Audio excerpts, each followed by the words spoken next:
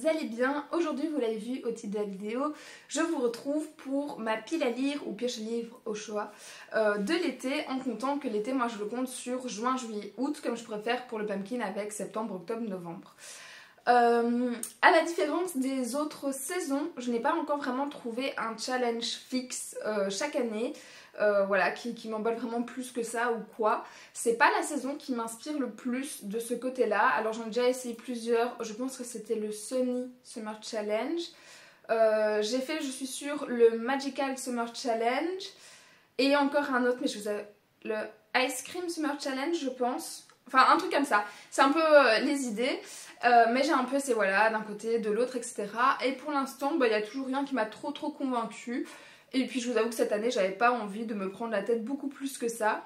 Du coup, je me suis juste dit, ok Lise, prends les livres de ta bibliothèque ou de ta pile à lire, enfin de ta wishlist qui te font le plus envie et juste fais-toi une pile pour la saison et puis juste voilà. Donc tant pis, je reprendrai les challenges du coup plus tard, la prochaine saison, c'est pas grave. Et ici je me suis fait du coup une petite pile, je pense de 9 livres, en comptant qu'il y en a certains, je vous montre les tomes précédents parce qu'en fait j'ai fait des commandes, mais du coup sur Vinted c'est pas encore forcément arrivé au moment où je tourne la vidéo, ils sont en cours de livraison. Où je vous ai présenté certains livres, c'est des tomes 1 parce que le tome 2 en fait sort seulement pendant le courant du mois ou les mois suivants, etc.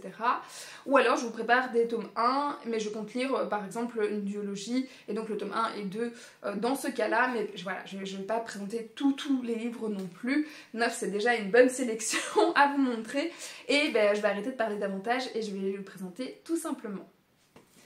Tout d'abord, le livre qui me fait le plus envie, et pourtant c'est pas trop de saison, mais c'est celui-ci, donc Vampiria America, le tome 2 de Victor Dixon, qu'on ne présente plus. Et il vient tout juste de sortir, je viens de le recevoir, etc. Et clairement, lui, là je suis toujours en train de lire l'Assassin Royal au moment où je tourne cette vidéo. Mais clairement, ce sera la prochaine lecture. Il me fait tellement envie. Alors des vampires, à la base... C'était quand même fort pareil dans ma tête pour l'automne. Mais Dixon nous fait voyager dans tellement d'endroits. Dans le tome 3 de Vampiria, il y avait par exemple des pirates, etc. Ici, je pense qu'on va être plus dans l'Amérique un peu western, cowboy, etc. Enfin, si j'ai bien chopé les bonnes infos. Et du coup, clairement, il va faire chaud. Ouais. Moi, j'imagine directement les rouleaux de paille voilà, dans le désert, etc. au milieu ou des trucs comme ça. Après voilà, je me trompe peut-être comme d'habitude, mais c'est ce que je me représente et du coup clairement la sortie ici pour l'été, ça matcherait nickel. Et pour le résumé de ce tome-ci, on nous dit « Six Desperados contre des légions de vampires, une guerre totale pour le contrôle suprême des Amériques. » Un continent transformé en champ de bataille. La France et l'Angleterre, les deux plus puissantes nations vampiriques de la vieille Europe, se lancent dans une guerre sans merci pour le contrôle du Nouveau Monde. Moi déjà on me dit Nouveau Monde, je pense un peu comme on tasse du coup. le tome 2 j'allais dire, le deuxième. Dans ce conflit cataclysmique, les populations mortelles n'ont plus que deux fonctions, servir de chair à canon ou de réservoir de sang. Trop cool. Car les seigneurs de la nuit ne sauront pas s'arrêter avant d'avoir réduit des Amériques en cendres. Les ultimes lueurs d'espoir avant la nuit éternelle. Alors que les foyers de résistance humaine meurent les uns après les autres, les étoiles elles aussi s'éteignent dans le ciel. L'issue semble inéluctable. À moins qu'une poignée de desperados parvienne à unir leur dernier peuple libre des Amériques. Mais comment fédérer la résistance quand le venin de la discorde déchire jusqu'aux desperados eux-mêmes? J'ai vraiment hâte de retourner dans cet univers, je vous jure. C'est vraiment la sortie que j'attendais le plus de l'année, encore plus que le Force Wing, etc. Et du coup, voilà, je suis juste trop heureuse qu'il soit entre mes mains et il va être très vite lu. Clairement, au mois de juin, ce sera fait. En plus, je vais rencontrer normalement Victor Dixon du coup à Bruxelles le 16 si je dis pas de bêtises, et clairement je veux l'avoir lu pour ce moment là pour pouvoir le faire dédicacer comme mes autres bouquins de Dixon. Donc voilà, j'ai juste trop hâte. En plus il y a Sterling, c'est mon chouchou, c'est un vampire punk qui est trop cool. Donc j'ai hâte de retrouver les Desperados là où je les ai laissés dans une situation très compliquée. Et voilà, et je vous ferai un retour du coup dans un prochain bilan parce que clairement il ne va pas traîner dans cette bibliothèque très longtemps, contrairement à d'autres livres les pauvres. Ensuite j'évoquais du coup First Swing qui était la sortie attendue pour beaucoup de gens. Il y a eu la sortie ici du tome 2 qui était annoncé. Je n'ai pas encore le livre entre mes mains parce qu'il sort, je vous l'ai dit dans les sorties précédentes mais je ne sais plus, le 6, 5 juin, un truc comme ça. Enfin bref, il est précommandé au moment où je tourne cette vidéo mais il n'est pas encore là, donc en attendant je prends ce petit tome ici. Et clairement là je n'ai pas de résumé sous les yeux. Je sais où j'ai laissé Violette du coup voilà, dans l'aventure. La fin est pareil, était un peu un genre de cliffhanger, etc. Et du coup voilà, la direction est bien annoncée en tout cas et ça va pas être de tout repos pour elle. Du coup voilà, pareil, j'ai du coup préco le tome 2, même si ce tome 1 j'étais un peu mitigée parce que j'avais adoré l'univers, j'étais plutôt réticente par rapport au MV2 Lovers qu'il y avait ici. Mais voilà, je voulais laisser dans tous les cas une chance pour le tome 2 parce que les dragons, parce que l'univers, tout ça, tout ça. Et donc je l'ai précommandé aussi.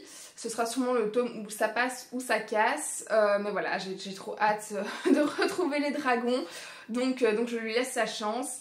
Et donc pareil, il sera lu cet été, pas forcément juste après sa sortie comme Vampiria, mais à mon avis au courant des grandes vacances ou quoi, comme je serai en congé. Voilà, vu que je travaille en internat, j'ai ce congé scolaire aussi, à mon avis pendant ces 2 mois là, clairement, il va y passer. Donc je l'ajoute à cette petite pile à lire. Ensuite, je suis un peu honteuse de ressortir ce livre.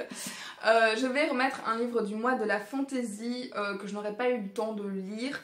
Tout simplement parce que j'ai passé beaucoup plus de temps avec mon amoureux qui était en vacances et en fait ces journées étaient remplies du matin au soir et clairement pendant une semaine ça s'est enchaîné, on s'est trop bien amusé, on a passé des trop bons moments mais je n'ai pratiquement pas lu. Du coup il y a un livre que je n'ai pas eu le temps de lire sur le mois de mai et donc je veux le lire en ce mois de juin.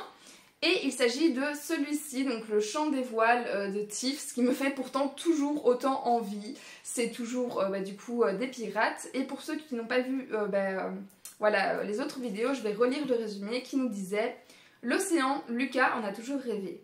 Vivre libre et loin de la misère dans laquelle elle a grandi l'obsède. Peu importe qu'elle soit une femme, sa détermination est sans limite et elle compte bien prendre la mer. Quand le capitaine de l'Endeavour l'intègre à son équipage en dépit des convenances, Lucas semble toucher son rêve du doigt. Mais passé l'euphorie du départ, la vie à bord se révèle impitoyable.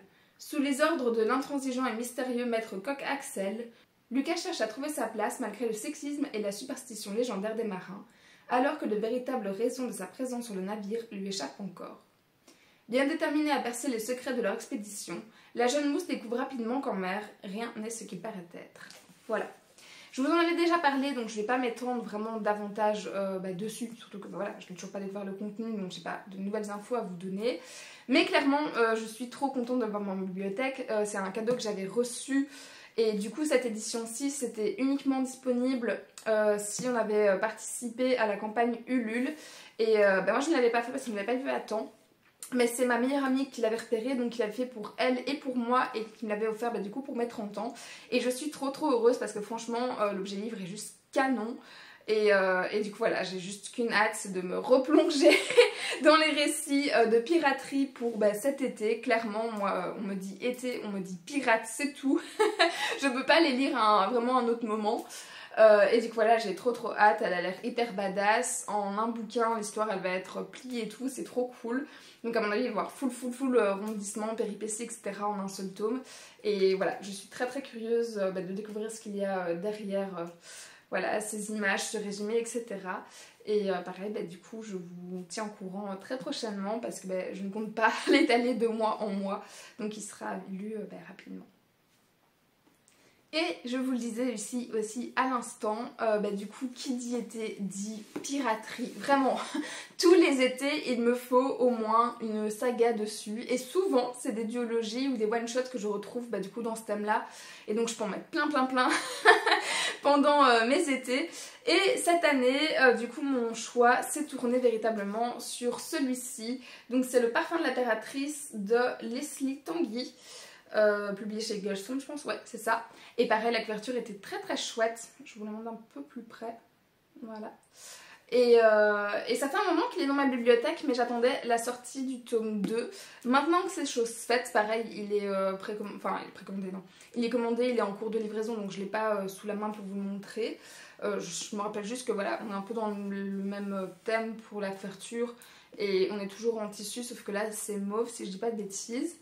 Et le résumé de celui-ci nous disait: la Manusmar, montée des eaux dévastatrices nées de l'affrontement des Kraken contre les Léviathans, n'a laissé aux survivants que quelques îles où s'installer. Le plus vaste de ces territoires est le luxuriant archipel où le gouvernement impérial a instauré au fil des siècles des lois strictes. Un jour, un concours de création de parfums visant à soulager l'esprit tourmenté de l'impératrice est organisé. Nimue, l'apprenti passionné de la compagnie du thé, Lugen, le parfumier taciturne, Tidorel, l'exubérante affichiste, sont prêts à tout pour trouver la fleur légendaire qui leur permettra de l'emporter, même si cela implique de passer les frontières interdites par-delà les océans. Voilà, je trouve que c'est un thème qui avait l'air très très chouette, parce que voilà, ça change un petit peu des quêtes habituelles qu'on trouve pour les pirates. Voilà, on retrouve quand même certains codes, on va retrouver, enfin voilà, à mon avis, le pirate cliché, on a le Léviathan qui est déjà annoncé, on a le Kraken, j'adore. Et on dit déjà le par-delà les océans, donc moi je m'attends à un truc, voilà, après une certaine limite qui découvre vraiment tout un autre fonctionnement, un autre univers qu'on aurait caché ou des choses comme ça. Mais voilà, le côté parfum, compétition, etc. Franchement ça sort quand même beaucoup des sentiers battus dans ce genre-là. Et donc il me faisait beaucoup de l'œil pour ça. Les retours que j'ai vus dessus honnêtement n'étaient pas complètement waouh, révolutionnaires, etc. Mais voilà, dans l'ensemble c'était à chaque fois une bonne lecture et honnêtement c'est tout ce que j'attends. J'attends pas forcément un coup de cœur, mais j'attends juste voilà, de la piraterie, de pouvoir m'évader, de prendre le large, etc. De juste pouvoir m'évader par l'esprit pendant ma lecture dans ce genre de contrée pendant l'été. Parce qu'au moment où je vous parle, autant dire que le printemps ici en Belgique n'existe pratiquement pas. J'ai l'impression qu'on est dans un éternel automne ou hiver, enfin plutôt automne, depuis des mois et des mois et des mois, voire même un an. Tellement on a de la pluie et peu d'humidité cette année. Autant, voilà, comme on est en Belgique, je m'attends à une canicule qui va me tomber sur la tête vraiment pour juillet-août. Et donc avoir des petits récits où on peut prendre le large, la mer, l'air frais, etc. De s'évader d'une façon ou d'une autre, c'est toujours le bienvenu. Donc voilà, je nous souhaite un été qui serait un peu plus chaud et plus sec que ce qu'on a actuellement pour ce printemps. Et que je puisse du coup voilà, juste faire ces petites lectures au soleil ou sur la terrasse en dessous d'un paravent, un parasol, etc. Et du coup voilà, j'ai très très hâte parce que celui-là il attend depuis, depuis l'été passé de sortir, que ce soit son été, et ça y est, c'est son moment. Qui dit été disait aussi un Grimaldi, et cette année mon choix s'est porté sur celui-ci, donc Les Possibles, qui est donc en format poche. Les Grimaldi, j'en ai quand même lu maintenant pas mal, mais j'en ai toujours certains de retard vu que je l'ai découvert assez tard. Et tous les étés, j'aime en glisser un pareil dans ma pile à lire, parce que c'est léger, parce que c'est frais, c'est pas prise de tête, c'est plein de bons sentiments. Voilà, même si ça souvent il m'émeut vraiment beaucoup, les pages défilent, enfin tout ça pour toute la légèreté et le feel good, etc. qu'il y a dans ces bouquins. Voilà, j'aime vraiment en glisser un, j'ai dans ma valise, mais du coup non, cet été je reste en Belgique, mais dans ma pile à lire du coup. Et voilà, j'en avais donc plusieurs de retard, et c'est celui-ci qui là tout de suite voilà, me titillait le plus. Et le résumé nous dit: Juliane n'aime pas les surprises. Quand son père fantasque vient s'installer chez elle à la suite de l'incendie de sa maison, son quotidien parfaitement huilé connaît quelques turbulences. Jean dépense sa retraite au téléachat, écoute du rock, tapisse les murs de posters d'indiens, égare ses affaires, cherche son chemin. Juliane veut croire que l'originalité de Jean s'est épanouie avec l'âge, mais elle doit se rendre à l'évidence, il déraille. Face au lendemain qui s'évapore, elle va apprendre à découvrir l'homme sous le costume de son père, ses valeurs, ses failles et surtout ses rêves. Tant que la partie n'est pas finie, il est encore l'heure de tous les possibles. Voilà. je m'attends à nouveau du coup à un récit très émouvant, clairement. Si c'est pas le cas, je serai déçue. Sur ce petit côté, pareil, d'Alzheimer, qui est un peu ici, du coup sous-jacent, je sais pas si c'est Alzheimer ou juste une démence sénile ou un truc comme ça.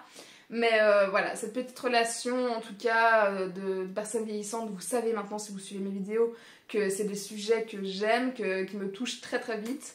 Et du coup, voilà, c'est peut-être pour ça qu'il me tentait plus parmi les autres. Enfin, mis à part le nouveau, dont j'ai oublié le titre, Un si grand ciel ou un truc comme ça, je ne sais plus. Mais il n'est pas encore sorti en format poche et moi j'attends à chaque fois le format poche du coup pour pouvoir les lire. Donc voilà, dans ceux que j'avais encore dans ma bibliothèque, dans ma palle, c'est clairement celui qui me faisait le plus envie. Et ça va se lire mais vraiment tout seul. J'ai vraiment hâte de retrouver Grimaldi parce que c'est pas que j'en lis non plus 20 000 par an. Et du coup voilà, c'est juste toujours un plaisir de la retrouver régulièrement et en même temps d'attendre suffisamment entre deux pour que voilà, son écriture, ses personnages, etc. me manquent. Et voilà, j'ai très hâte du coup d'en relire un et puis que ça me fasse du baume au cœur, du petit feel good, etc. Voilà, parmi toute cette pluie, cette grisaille, franchement ça fera du bien parce qu'il faut quand même dire quoi. Là on est fin mai et je viens toujours de sortir ma lampe de luminothérapie, c'est pour vous dire le niveau de tristesse actuel en Belgique. Donc clairement un petit feel good dans cette palle, ça fera tellement du bien. Donc voilà, lui aussi j'ai très hâte du coup de le découvrir. Dans un tout autre registre, j'ai du coup aussi commandé celui-ci, donc L'Empire des femmes de Cassandre Lambert. C'était chez qui ça? Didier Jeunesse? Ouais, c'est ça. Chez Didier Jeunesse, j'en ai pas beaucoup de chez eux, tiens. Que j'avais vu passer il y a un petit moment, je ne sais plus quand est-ce qu'ils sont sortis. Ah 2022. Je pensais honnêtement qu'ils étaient plus éloignés que ça parce que c'est une duologie, ici c'est le tome 1, donc je pense que le tome 2 est sorti l'année passée, à mon avis. Et donc voilà, donc cette duologie, on est un petit peu sur un côté Grèce, spartiate, etc. Et pareil, j'imagine toujours les arènes, le sable, la chaleur, etc. quand ils combattent, où ils sont en train de suer à côté. Et donc pareil, je le voyais bien pour cet été. Pendant longtemps, ça n'avait pas été forcément ma priorité, je vous avoue. J'attendais un petit peu de voir les retours dessus. Je l'avais ajouté, mais sans être totalement convaincue. Et puis les retours ont été quand même assez bons. Surtout de personnes voilà, qui ont des goûts assez similaires aux miens. Donc je me suis dit, tu sais quoi, lance-toi. Je les ai vus pareil en occasion. Donc ceux-là, je les ai eus chez Pellemel. Et ils étaient tous les deux. Donc j'ai fait, tu sais quoi, c'est ton moment, ce sera ton été. Allez hop, viens. Et le résumé nous dit: à Sapientia, les règles sont claires. Les femmes dirigent et les hommes servent. Le grand tournoi annuel de gladiateurs approche. Toutes les jeunes filles attendent l'événement avec impatience. Toutes sauf Adonna, que l'enjeu terrifie.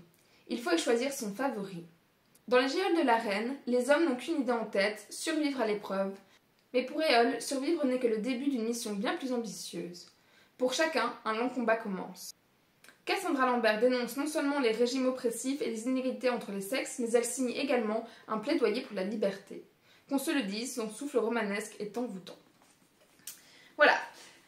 Je me suis pas encore, honnêtement, totalement convaincue, mais quand même je suis très curieuse. Parce que j'ai peur du plaidoyer qu'il pourrait y avoir derrière, d'un côté trop féministe, vraiment à l'excès. Je vais pas dire que j'aime pas le féminisme, mais vraiment le côté extrémiste, je déteste ça. Et on sait jamais trop sur quoi on va tomber, d'où le fait que j'attendais des retours. Ici, du coup, clairement, c'est les femmes qui dominent, les femmes qui dirigent, etc. Donc c'est toujours un point de vue qui est assez intéressant, une bonne approche. Mais franchement, j'attends de voir jusqu'à quel point ça va être tout blanc, tout noir, etc. C'est ce qui pourrait me déranger, du coup, dans ce bouquin. Donc je vais voir, j'ai les 2 tomes, le deuxième il est quelque part là, il est ici. Et après le tome 1, vraiment, si je n'aurais pas accroché, tant pis, je le remplacerai juste par un autre one shot, etc. C'est pas grave, il y a de quoi faire dans cette pile à lire. Mais voilà, franchement, je veux lui laisser sa chance. J'ai aussi envie de découvrir cet univers, du coup... avec ses gladiateurs, etc. Parce que j'en ai aucun autre du coup dans ma bibliothèque ou que j'aurais lu ou quoi qui aborde un petit peu ce thème. Et je sais pas, c'est un thème que j'ai envie de retrouver, surtout que j'ai entendu que le film Gladiator cette année allait avoir un tome 2, pareil, j'allais dire, une suite, un deuxième film.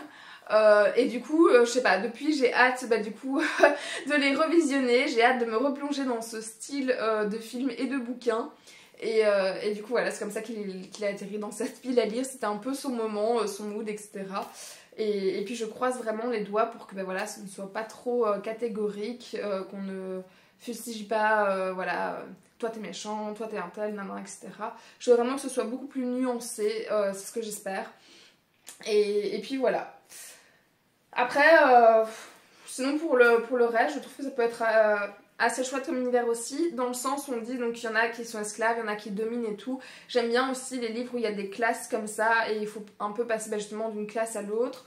Et un peu dans l'idée aussi, là tout de suite, de Red Rising, ou même à la Hunger Games, enfin vraiment on a des castes différentes, j'aime bien en général. Donc je me dis que ça peut matcher. Et puis en duologie, ça se lit assez vite, pareil, juillet, août, en été c'est bâclé, enfin c'est réglé, c'est terminé.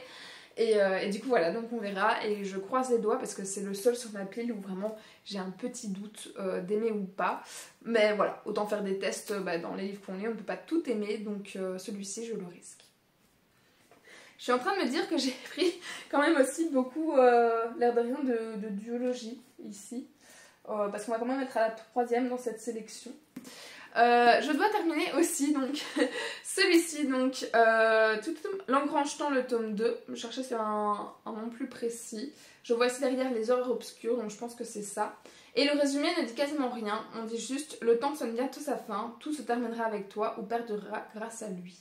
Voilà, je n'ai pas beaucoup d'infos clairement à vous communiquer sur cette suite. Donc j'avais déjà lu l'engrangetant le tome 1. Et forcément du coup je dois continuer cette saga. Je ne sais pas encore quand est-ce que je vais la lire parce que j'ai bien aimé le tome 1, mais c'est pas non plus que ça a été un coup de cœur, etc. Et tout de suite il y a d'autres bouquins de la pile qui me font plus envie que cette suite. Mais comme voilà, je l'ai bien aimé, je lui ai mis un 16 sur 20, j'ai rien à reprocher, etc. C'était une chouette lecture, enfin pour le tome 1. Ça avait du coup pris une tangente que je n'attendais vraiment pas. Au début j'ai trouvé ça un peu lent, un peu prévisible et tout, et puis finalement pas du tout. Du coup voilà, je suis quand même curieuse de découvrir cette suite et cette fin. Je suis contente de l'avoir dans ma palle.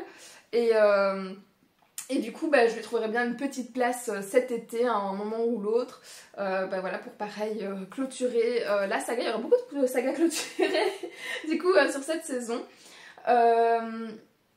Et pour le reste, je ne sais pas vous communiquer beaucoup d'infos parce que clairement là je ne sais pas du tout vers quoi on se dirige.